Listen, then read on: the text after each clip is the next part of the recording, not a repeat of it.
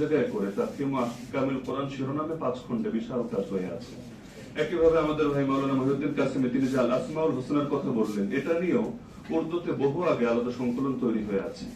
এমনকি ইমাম তাহাউই রহমাতুল্লাহির আকীদা গ্রন্থ তো দুনিয়ার মধ্যে চেনে না এমন লোক খুঁজে পাওয়া যাবে না, সেটারও ব্যাখ্যা গ্রন্থ শারহুল আকীদাত তাহাউইয়া ইমাম মওদুদী সেটা রচিত হয়ে আছে। অর্থাৎ তার গ্রন্থ এবং এগুলো থেকে নির্যাস বের করে আলাদা করে সংকলন তৈরি করা হয়েছে। এরকম কাজের অভাব নেই। দুঃখজনক হলো এই কাজ অধিকাংশই উর্দুতে, কিন্তু বাংলায় কাজগুলো হচ্ছে না বললেই চলে যায়। এমনকি অধিকাংশ ক্ষেত্রে বাস্তবতা এটা যে তার অনেক গুরুত্বপূর্ণ কিছু বই, যেমন মাওলানা মওদুদীর একটা গ্রন্থ আছে তাফহিমাত 5 খণ্ড, যা 3 খণ্ডের অনুবাদ আমি বাংলায় দেখেছি, জামাত ইসলামের ওয়েবসাইটের মধ্যেও আছে। মাওলানা মওদুদী নির্বাচিত রচনাবলী নামে, কিন্তু মূল গ্রন্থটা 5 খণ্ড।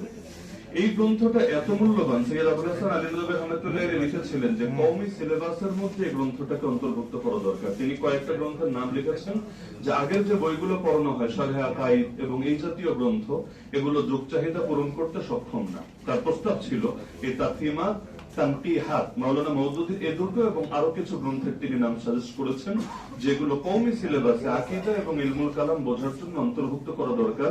কিন্তু দুঃখজনক ব্যাপার, এগুলো বাংলায় অনুবাদ হয়ই নাই।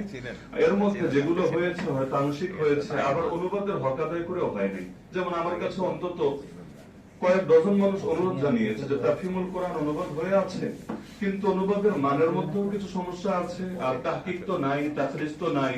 এক কথায় এখনকার পাঠকরা যেভাবে বইগুলো পড়ে, এই কাজটা ঠিক সেভাবে হয় নাই, বরং যুগ চাহিদার সাথে যেভাবে আপডেট হওয়া দরকার ছিল আমরা সেভাবে করতে পারিনি। একইভাবে এই তাফহিমুল হাদিসে আমি একটা নজর দিলাম, এখানে দেখা যাচ্ছে হাদিসগুলোর সাথে যিনি উর্দুতে কাজটা করেছেন, মূল কাজটা, তিনি উৎসগুলো উল্লেখ করেছেন।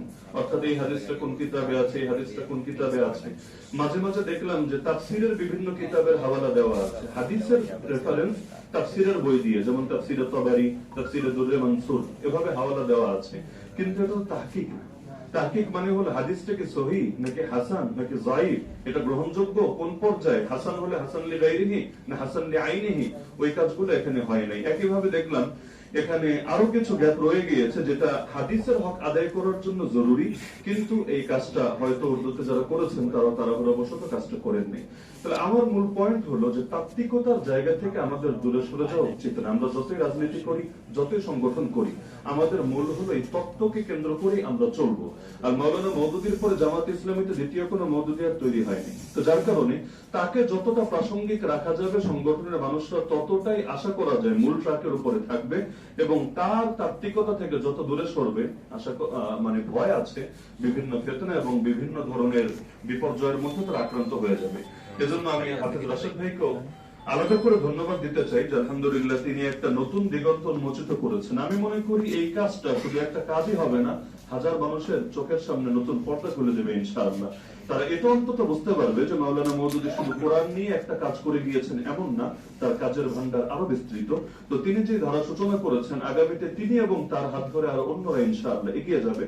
আর মাওলানা মওদুদী নিয়ে আমি তো পড়াশোনা করি আরো বহু আগ থেকে, কিন্তু এখন যেহেতু তার আকীদা নিয়ে আমি আলাদা করে কাজ করছি, সৈয়দ আবুল আলা মওদুদীর কলমে জামাত ইসলামের আকীদা শিরোনামে, এটা করতে গিয়ে তার মোটামুটি সব বই নতুন করে আবার নেড়েচেড়ে দেখতে হচ্ছে। নাড়তে গিয়ে আমি যেটা অবাক হচ্ছে, সুবহানাল্লাহ, মানে আমরা তো তার রাজনীতির দিক অথবা তার বিভিন্ন কোরআনের ব্যাখ্যা, হাদিসের ব্যাখ্যা এগুলো দেখছি, কিন্তু আকীদার আলোচনায় এত গভীর পর্যন্ত তিনি পৌঁছে গিয়েছেন, যেটা মানে এক লাইন অনেক সময় কথা এটা বোঝাতে চাইলে 3 লাইনে আনতে হচ্ছে। কেন না হলে সাধারণ মানুষ তো দূরের কথা, আলেমরাই সহিভাবে বুঝবে এই মানে এটা মনে হচ্ছে না, বরং মনে হচ্ছে যে তারাই এটা বুঝতে অক্ষম হয়ে যাবে। তো যার কারণে মাওলানা মওদুদীকে নিয়ে আমি আশাবাদী হাফেজ রাশেদ ভাই এবং আর অন্যরা আগামীতে আরো কাজ চালিয়ে যাবেন, এবং তাকে যুগের সঙ্গে কিভাবে আরো প্রাসঙ্গিক করা যায়, এই যুগের পাঠকরা যেভাবে চায় সেভাবে কিভাবে উপস্থাপন করা যায়, এটা নিয়েও কাজ করবেন।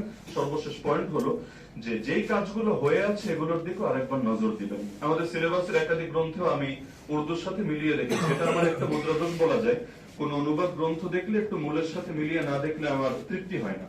তো অনেকগুলো মিলাতে গিয়ে দেখেছি যে অনেক জায়গায় অনুবাদের মধ্যে কিছু মৌলিক ঝামেলা রয়ে গিয়েছে। উর্দুতে বোঝাতে চেয়েছেন একটা, কিন্তু বাংলায় অনুবাদ হয়ে গেছে আরেকটা। তো মানুষ হিসাবে এটা হতেই পারে। তো যার কারণে অনুবাদকের দায়িত্ব আবার লেখকের উপর চাপা উচিত না, কিন্তু যারা অনুবাদ পড়ে সমালোচনা করে তারা মাঝে মাঝে এই বেইনসাফিটাও করে ফেলে, অনুবাদের দায় লেখকের উপর চাপিয়ে দেন।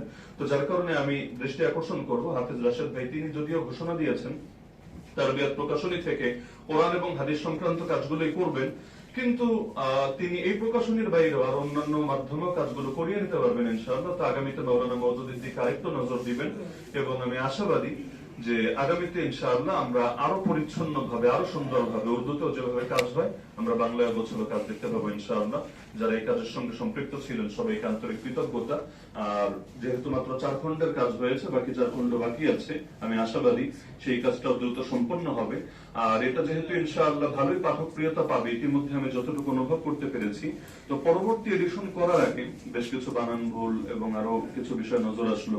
অনেক জায়গায় আরবিতে জবরজের দেওয়া হয়নি, কিন্তু এটার পাঠক যারা হবে জবরজের ছাড়া আরবি পড়তে পারবে বলে মনে হয় না। তো এই বিষয়গুলো যদি আরেকটু নজর দেন ইনশাআল্লাহ পরবর্তী এডিশনটা আরো গোছালো হবে, পাঠকরা উপকৃত হবে। জাযাকুমুল্লাহ খাইরান।